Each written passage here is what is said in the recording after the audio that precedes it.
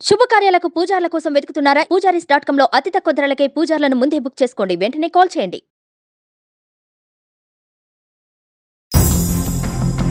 ఒక అతను ఇన్సూరెన్స్ చేయించుకోవడానికి ఆర్మీ వర్కర్ ఒక అతను వచ్చారు. అయితే ఇంకా ఇతను కొంచెం అట్రాక్టింగ్ గా నేను కొంచెం ఎడిట్ అయ్యాను దీనికి.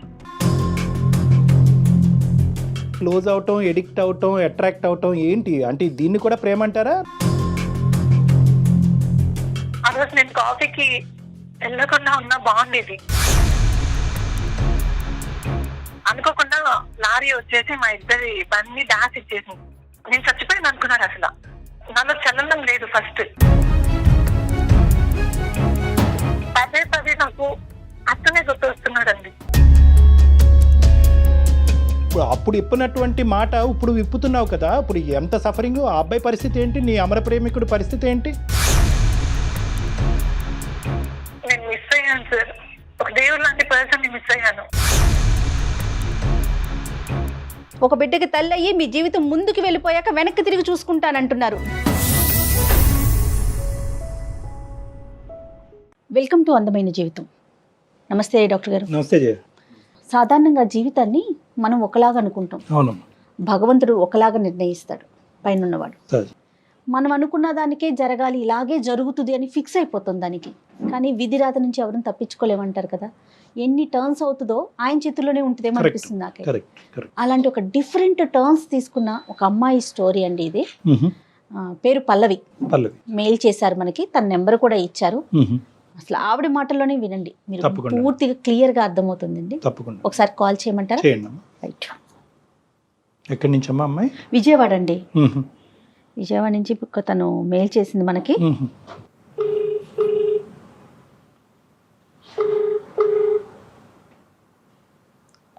హలో హలో పల్లవి గారండి? అవునండి. మీరెవరు? నేను జయానండి, సుమన్ టీవీ నుంచి మాట్లాడుతున్నాను, అందమైన జీవితం ప్రోగ్రాం నుండి. నాతో పాటు డాక్టర్ కళ్యాణ్ చక్రవర్తి గారు కూడా ఉన్నారు. నమస్తే మ్యామ్. నమస్తే అండి. మీరు మాకు మెయిల్ పెట్టారు.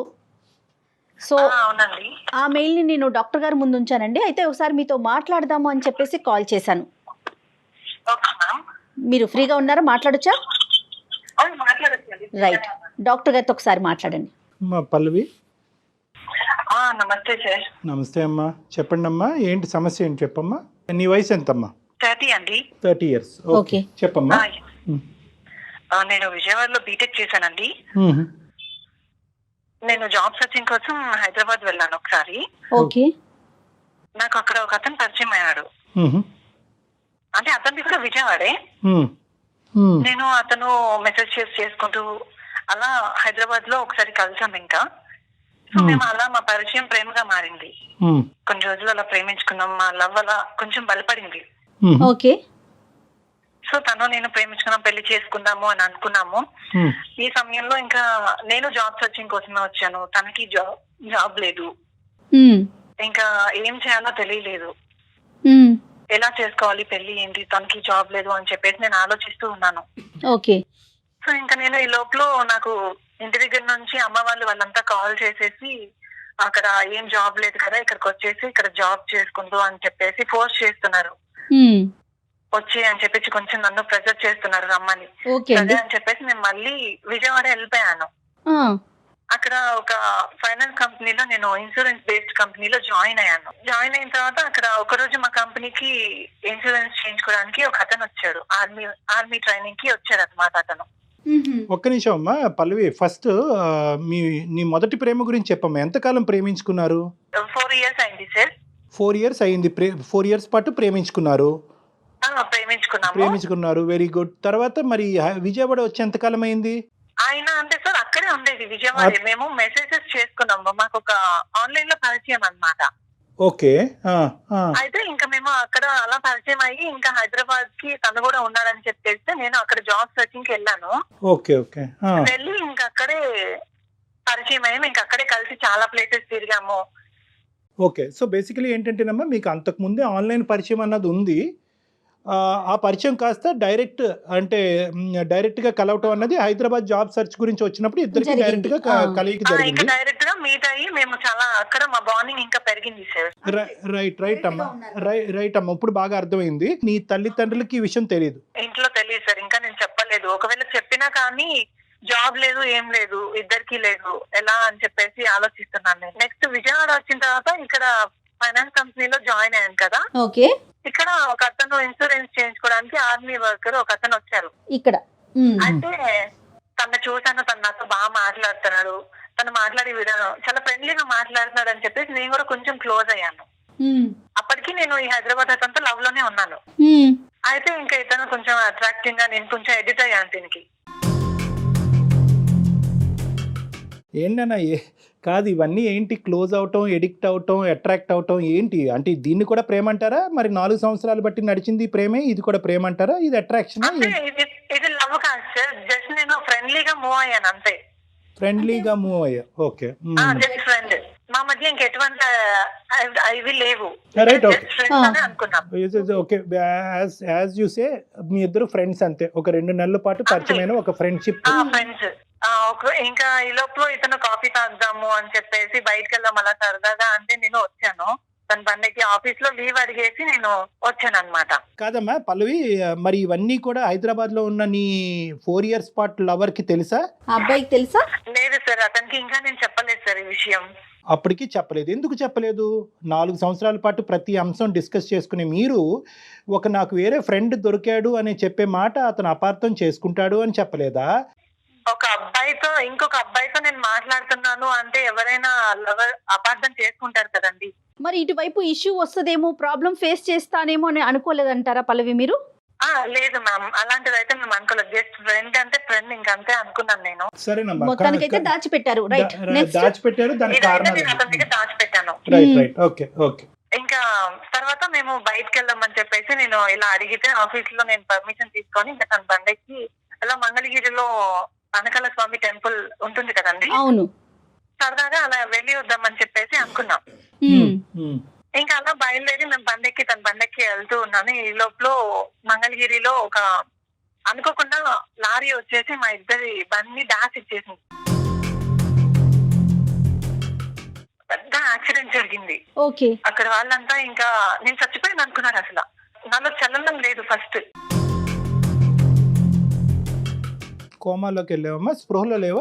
స్పృహలో లేను. ఓకే. గాయమైంది, మొహం అంతా ఇదైపోయింది, బ్లడ్ దెబ్బలు తగిలిపోయి ఇంకా అసలు స్పృహలో. అక్కడ వాళ్ళు ఇంకా వెంటనే హాస్పిటల్ కి తీసుకెళ్లి అక్కడ హాస్పిటల్ లో జాయిన్ చేశారు దగ్గరలో. ఓకే. అబ్బాయికి ఎలా ఉంది? అతనికి ఎలా తగిలినాయి? అబ్బాయికి దెబ్బలు తగిలాయి మ్యామ్. అతను నార్మల్ గానే ఉన్నాడు, దెబ్బలు తగిలి. నేను మాత్రం స్కూల్లో లేను అసలు. వెంటనే మా ఫ్యామిలీ, వాళ్ళ ఫ్యామిలీ, ఇద్దరు ఫ్యామిలీస్ హాస్పిటల్ కి వచ్చేసారు. అతనికి బాగా వార్నింగ్ ఇచ్చేసారు. మా అమ్మాయిని ఎందుకు తీసుకొచ్చావు, ఈ స్థితికి ఎందుకు తీసుకొచ్చావు, చంపేద్దాం అనుకున్నావా, ఏమనుకున్నావు అని చెప్పేసి ఇతనికి వార్నింగ్ ఇచ్చారు బాగా. మా అక్క అటెంప్ట్ మర్డర్ కేసు పెడతాను అని చెప్పేసి దీనికి ఫుల్ గా వార్నింగ్ ఇచ్చింది. ఇతనేమో లేదండి, మేమిద్దరం 2 months గా పరిచయం అయ్యాం, మేము ఫ్రెండ్స్ అండి, కాఫీ తాగుదామని మేము బయటకు వచ్చాము అని చెప్పేసి తిని చెప్తూ ఉన్నాడు. అంటే తనని మాయ చేసావా నువ్వు, ఏమనుకుంటున్నావు, నా చెల్లి ఎవరితో తిరగదు, తను ఎప్పుడు ఒకరితో తిరగడం నేను చూడలేదు అని చెప్పేసి మా అక్క కేసు పెడతాను అని చెప్పేసి తనని బెదిరించేశాడు. తర్వాత ఏం జరిగిందండి? ఇంకా తర్వాత ఇతను కావాలంటే నేను మీ చెల్లిని పెళ్లి చేసుకుంటానండి అని చెప్పేసి తినన్నాడు. పెళ్లి చేసుకుంటాను అంటే ఇంకా పెళ్లి చేసుకునేది ఏంటి, అసలు అది బతుకుతుందో చస్తుందో కూడా తెలీదు, నువ్వు ఎలా పెళ్లి చేసుకుంటా అన్నావు, అసలు ఈ స్థితికి ఎందుకు తీసుకొచ్చావు నువ్వు, నీ మీద కేసు పెడతానని మళ్ళీ అన్నాడు. ఇంకా అనేసరికి తను భయపడిపోయాడు. తను గవర్నమెంట్ జాబ్ కదండి, ఆర్మీ వర్కర్స్, ఇంకా అందుకని చెప్పి దానికి భయం వేసేసింది తనకి. మా పేరెంట్స్ వీళ్ళంతా వాళ్ళతో మాట్లాడి పెళ్లికి ఒప్పించారు. ఇంకా ఎలాగో తన వల్లే జరిగింది అని చెప్పేసి తను జాలితో ఇంకా పెళ్లి చేసుకుంటాను, తన జాబ్ ఎక్కడ పోతుంది అని పెళ్లికి ఒప్పుకున్నాడు. కాదమ్మా, పల్లవి ఒక్క నిమిషం అమ్మా, ఇక్కడ కొద్దిగా మనకు క్లారిటీ కావాలి. చెప్పండి సార్. నీకు పూర్తి స్థాయిలో తెలివి వచ్చిన తర్వాత ఈ డిస్కషన్స్ నీ కళ్ళెదురుగుంటా జరిగినాయా, లేదంటే నువ్వు ఇంకా కోలుకోక ముందే ఈ డిస్కషన్లు జరిగి వాళ్ళు ఒక కన్ఫర్మేషన్కి వచ్చేసారా? అంటే నేను ఇంకా స్పృహలోకి రాలేదు సార్. రాకపోతే ఇంకా తర్వాత నేను స్పృహలోకి వచ్చిన తర్వాత నాకు ఈ మ్యారేజ్ ఇవన్నీ తెలిసింది. వచ్చి అక్క వాళ్ళు ఇలా నాకు చెప్పారు ఈ విషయం, ఇట్లా పెళ్లి గురించి మాట్లాడాము, ఇట్లా పెళ్లి చేసుకోవాలి నువ్వు అతన్ని అని చెప్పేసి నాకు ఈ విషయం అంతా వాళ్ళు చెప్పారు. ఓకే. అప్పుడు నీ రియాక్షన్? నన్ను అడగకుండా ఈ డెసిషన్స్ తీసేసుకున్నారు వాళ్ళు. మీ రియాక్షన్ ఏంటి? నేను ఇంకా టెన్షన్, నేను లవ్ చేసిన అతను ఉన్నాడు హైదరాబాద్ లో, అతనికి తెలిస్తే ఏంటి ప్రాబ్లం, అసలు తను వచ్చేస్తాడు ఇంటికి వచ్చేస్తాడు అనే టెన్షన్ తో ఫీల్ అవుతున్నాను నేను. టెన్షన్ పడ్డారా, భయపడ్డారా? అతన్ని మిస్ అవుతున్నానన్న ఆలోచన అనిపించలేదా పల్లవి మీకు? అనిపించింది మ్యామ్. అంటే ఇంకా ఆ సమయంలో నాకు ఏం చేయాలో అర్థం కాలేదు. నాలో నేనే బాధపడుతూ ఉన్నాను. అమ్మా ఇక్కడ ఒకటి పల్లవి ఒక్క నిమిషం అమ్మా. ఇక్కడ ఏంటంటే ఈ అబ్బాయి నీ పరిస్థితికి జాలిపడి అతను చేసినటువంటి తప్పుకి ఒక పరిష్కారం గురించి ఆలోచిస్తూ నిన్ను పెళ్లి చేసుకుంటాను అన్నాడు. అంటే ఒక దయాగుణంతో ఒక జాలిపడి చేసుకుంటా అన్నాడు కదా. సో నీ దయాదాక్షిణ్యాలు నాకు అక్కర్లేదు, నన్ను ప్రేమించిన వాడు ఒక 4 సంవత్సరాలు బట్టి నా గురించి వెయిట్ చేస్తున్నాడు, వాడు లేకుండా నేను బతకలేను, నేను లేకుండా అతను ఉండలేడు అనే ఒక మాట చెప్పడానికి నీకెందుకు ధైర్యం సరిపోలేదు అన్నది నా ప్రశ్న. అంటే సార్ నేను ఇంకా చెప్పలేదు సార్, ఇంట్లో కూడా ఈ విషయం నేను చెప్పలేదు. అసలు నన్ను అడగకుండా వీళ్ళు అంతా ఒక 14 days లో మ్యారేజ్ అని చెప్పేసి అరేంజ్ చేసేసుకున్నారు. రైట్ 14 days లో పెళ్లి ఇదంతా అరేంజ్ చేసేసారు.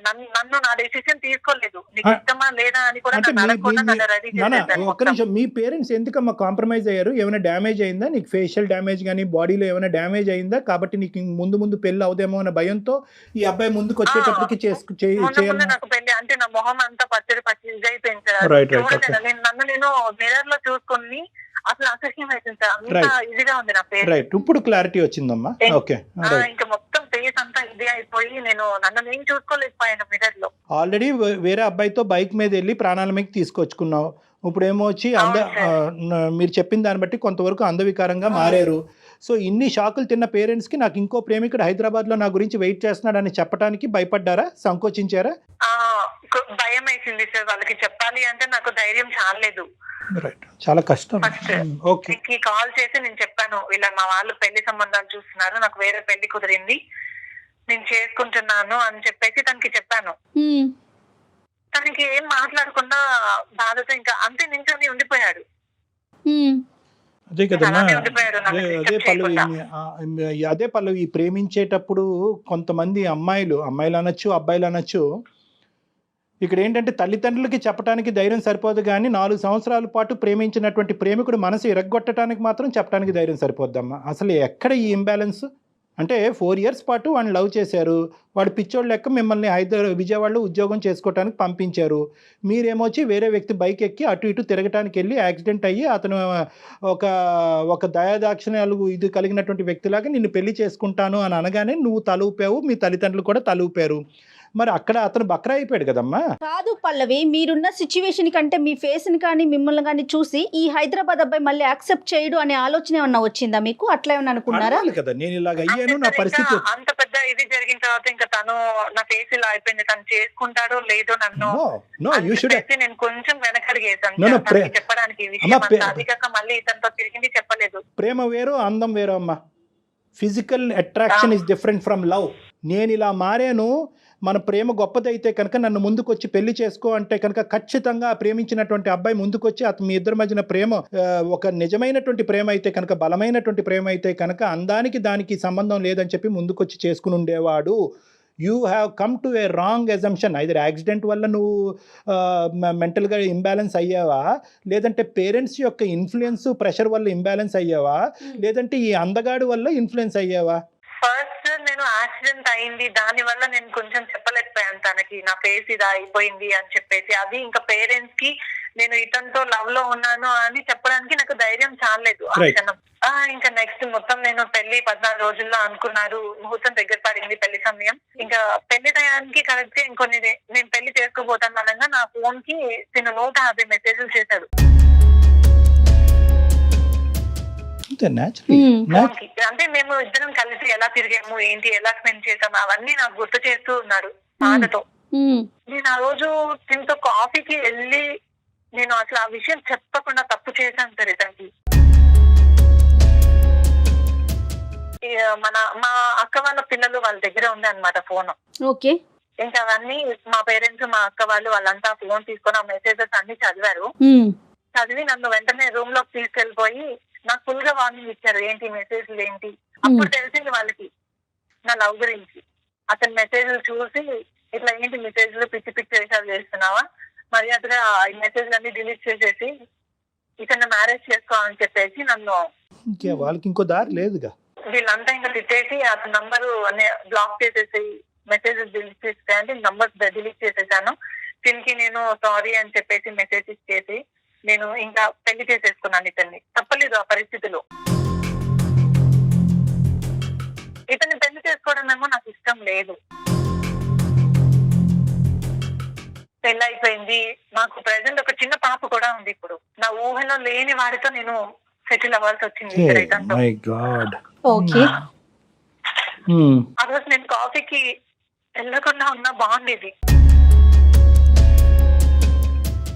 కాఫీలో ప్రాబ్లం లేదమ్మా, నీ బ్రెయిన్ లో ప్రాబ్లం ఉంది. రైట్. సరే, నెక్స్ట్ చెప్పు. ఇప్పుడు అసలు మీరు ఎందుకు మాకు మెయిల్ చేశారు? ఇతనితో అడ్జస్ట్ అవ్వలేకపోతున్నాను. ఇతనితో నేను కాంప్రమైజ్ అవ్వలేకపోతున్నాను. ఇప్పుడు పదే పదే నాకు అతనే గుర్తు వస్తున్నాడండి. నేను ప్రేమించినట్టునే నాకు గుర్తొస్తున్నాడు. అతనితోనే జీవితం పంచుకుందాము అని తనకి ఎన్నో ఆశలు రేపాను. నేను పెళ్లి చేసుకుందాం అనుకున్నాము, కానీ నా ఊహలో లేని వాడితో నేను సెటిల్ అవ్వాల్సి వచ్చింది. అంటే ఇప్పుడు నువ్వు నడిచేటటువంటి ఈ జీవితంలో ఏమైనా ప్రాబ్లం ఉందమ్మా? ఈ వ్యక్తితో ఏమైనా సమస్య ఉండటం వల్ల ఆ వ్యక్తి ఉంటే బాగుండు అని అనిపిస్తుందా, లేదంటే ఇక్కడ కూడా బాగానే ఉంది కానీ అక్కడ ఉంటే ఇంకా బాగుంటుంది అని అనిపిస్తుంది? చేసుకున్నారు నా మీద ఇష్టంతో కాదు. అదే ఓకే, నువ్వు ఇష్టంతో చేసుకోలేదు, అతను ఇష్టంలో చేసుకోలేదు. మరి ఎందుకు చేసుకున్నారు అన్నది మాకు అర్థం కావట్లేదు. మరి ఎందుకు చేసుకున్నారు మరి మీరు? ఇప్పుడు అప్పుడు ఇప్పినటువంటి మాట ఇప్పుడు విప్పుతున్నావు కదా, ఇప్పుడు ఎంత సఫరింగ్. ఆ అబ్బాయి పరిస్థితి ఏంటి? నీ అమర ప్రేమికుడు పరిస్థితి ఏంటి? అతను నా కోసం ఇంకా పెళ్లి చేసుకోకుండా అంతే ఉండిపోయాడు. సరిపోయింది. కాదు కళ్యాణ్ గారు, ఇప్పుడు తను కాంప్రమైజ్ చేసేసుకుంది కదా, పేరెంట్స్ కి చెప్పలేదు, అటు అతనికి చెప్పలేదు. ఏ పల్లవి, ఆ రోజు కనుక నేను కరెక్ట్ డెసిషన్ తీసుకొని ఉంటే ఈ రోజు నా లైఫ్ ఇలా ఉండేది కాదు. చాలా హ్యాపీగా నేను అతనితోనే ఉండేవాడిని. No, too little too late అని ఒక సామెత ఉంది. అంటే నువ్వు నీ లోపల ఆలోచన అనేటటువంటిది రావడానికి బాగా లేట్ అయిపోయింది. నువ్వు జీవితంలో చాలా ముందుకు వెళ్ళిపోయావు, ఒక పెళ్లిలో ముందుకెళ్ళావు, నీకు ఒక బిడ్డ ఉంది. సో ఇప్పుడు రెట్రోస్పెక్టివ్గా గిల్ట్ ఫ్యాక్టర్ని తెచ్చుకుని నా జీవితం అతనితో ఉంటే, ఇక నీ మాటల్లో ఏంటంటే నా జీవితం అతనితో ఉంటే బాగుండు అనే మాట వస్తుంది, కానీ ఆ ప్రేమికుడి యొక్క జీవితం ఎలా ఉంది అనే మాట ఇక్కడ రావట్లే. అతను కూడా నా గురించి పెళ్లి చేసుకోకుండా ఉన్నాడు అంటే కనుక అతని మానసిక పరిస్థితి ఎలా ఉంది? పిచ్చోడయ్యాడా, తాగుబోతయ్యాడా, ఎలా ఉన్నాడు, రోడ్డు మీద పడ్డాడు అన్నది అది వేరే సబ్జెక్ట్. అయిపోయాడు. Okay, right. నా వల్ల తన లైఫ్ అంతా ఇదైపోయింది. అందరు లైఫ్ అయిపోయింది. మీ హస్బెండ్ హ్యాపీ అమ్మా? పల్లవి మీ ఆయన నీతో హ్యాపీయేనా? తిన హ్యాపీ అంటే నార్మల్ గానే ఉంటాడు సార్. ఓకే. ఏమి ఇష్యూస్ అయితే మంచోడు కాదని నేను చెప్పను. మంచి వ్యక్తి. దీనికి government job 50,000 salary. But salary important కాదు సార్ ఇక్కడ నా లైఫ్. హైదరాబాద్ నుంచి విజయవాడకు వచ్చేటప్పుడు ఆలోచించుకోవాలి పల్లవి. ఒక బిడ్డకి తల్లయినాక కాదమ్మా, ఒక బిడ్డకి తల్లయ్యి మీ జీవితం ముందుకు వెళ్ళిపోయాక వెనక్కి తిరిగి చూసుకుంటానంటున్నారు. జీతం ముఖ్యం కాదని ఇప్పుడు చెప్తున్నారు మీరు ఈ డైలాగులు కాదా? అంటే మ్యామ్ మీరే చెప్పండి సార్, డాక్టర్ గారు. ఏ మనిషి అయినా తనకి మనసుకు నచ్చిన వాడితోనే ఉండాలి అనుకుంటుంది కదా. నో, అబ్సల్యూట్లీ అమ్మా. ఎప్పుడైతే కనుక నువ్వు ఒక అబ్బాయిని ప్రేమించావో, ఆ అబ్బాయితో కలిసి ప్రయాణం చేయాలని మీరిద్దరు నిర్ణయించుకున్నారో, విజయవాడ వరకు వచ్చి నువ్వు మళ్ళీ తిరిగి విజయవాడ వచ్చేంత వరకు కథంతా కూడా చాలా బాగుంది. కానీ ఎక్కడ ప్రాబ్లం వచ్చింది అంటే కనుక, ఎక్కడైతే నువ్వు జీవితంలో కీలకమైనటువంటి స్టెప్ తీసుకోవాలో, నచ్చిన వాడితో ఉండాలి అనేటటువంటి నీ ఆలోచన అక్కడితో ఆగిపోయింది, విజయవాడతో ఆగిపోయింది. ఎప్పుడైతే ఇంకో నచ్చిన వాడు వచ్చాడో అప్పుడు నువ్వు 2 పడవల్లో కాలేసి ప్రయాణం మొదలు పెట్టావు. నువ్వు పూర్తిగా కాన్షియస్ వచ్చిన తర్వాత, నీ కళ్ళెదురుగుంటే డిస్కషన్స్ జరిగిన తర్వాత కూడా ఉద్యోగం ఉన్నవాడు, జీతం తెచ్చేవాడు అనేటటువంటి ఉచ్చులోకి నువ్వు కూడా అట్రాక్ట్ అయ్యావు. అందం, పొడవు, హైటు అనేటటువంటి దాని గురించి కూడా నువ్వు అట్రాక్ట్ అయ్యావు. దాంతో పాటు తల్లిదండ్రికి ఇంకో బ్రేకింగ్ న్యూస్ చెప్తే కనుక వీళ్ళ మనసు ఎలా విరిగిపోతుంది అనే డబల్ ఆలోచన వల్ల నువ్వు ఆ ప్రేమించినటువంటి వ్యక్తిని పక్కన పెట్టి ఇతన్ని పెళ్లి చేసుకున్నావు. ఇది యాక్చువల్ స్టోరీ. కానీ ఈరోజు బహుశా నీ జీవితం ఈ పెళ్లి చేసుకునేటువంటి వ్యక్తితో నువ్వు ఆలోచించినటువంటి విధంగా, నువ్వు అనుకున్నటువంటి విధంగా ఇక్కడ కూడా సాఫీగా అయ్యి ఉంటే కనుక ఈరోజు నువ్వు మాకు ఫోన్ చేసి ఉండేదాను కాదు. కానీ ఎప్పుడైతే కనుక నువ్వు చిత్రీకరించినటువంటి, నువ్వు ప్లాన్ చేసుకున్నటువంటి ఒక జీవితాన్ని ఇక్కడ ఎగ్జాక్ట్గా ఆ పజిల్లో మొక్కలాగా ఇక్కడ ఫిట్ అవ్వలేదని నీకు అనిపించిందో, ఇప్పుడు నువ్వు మళ్ళీ మాకు ఫోన్ చేసి, సార్ అదైతే బాగుండేది, నేను కాఫీ తాగడానికి అనవసరంగా బయటకు వెళ్ళి వీడితో లింక్ అయ్యాను, వీడు కాకుండా వాడైతే బాగుండేది అని చెప్పి ఎప్పుడైతే నువ్వు ఇప్పుడు ఈ రెండింటి మధ్య తూకం వేయటం మొదలు పెట్టావు. సో ఈరోజు మాకు నీ సైడ్ నువ్వు అన్న పాయింట్ ఎగ్జాక్ట్గా కరెక్ట్. ఏ ఆడపిల్లకైనా ఏ అబ్బాయికైనా నచ్చినటువంటి వ్యక్తితో ప్రయాణం చేయాలని ఉంటుంది, కానీ నచ్చినటువంటి వ్యక్తితో ప్రయాణం చేయాలని. కానీ ఈ నచ్చటం నచ్చకపోవటం అన్నది అంతా కూడా పెళ్లికి ముందు ఉండాలమ్మా, పెళ్లి తర్వాత పిల్లల కన్నా తర్వాత కాదు. నేను మిస్ అయ్యాను సార్, ఒక దేవుడు లాంటి పర్సన్ ని మిస్ అయ్యాను. అలా ఆ రోజు నేను ఆ యాక్సిడెంట్ జరగటం ఏంటి, నా లైఫ్ మొత్తం ఆ యాక్సిడెంట్ తో మారిపోయింది. ఇక్కడ నేను ఇతను పెళ్లి చేసుకోవడం వల్ల అక్కడ అతను సుఖంగా లేడు, ఇక్కడ నేను సుఖంగా లేను. There is no point in crying over spilt milk.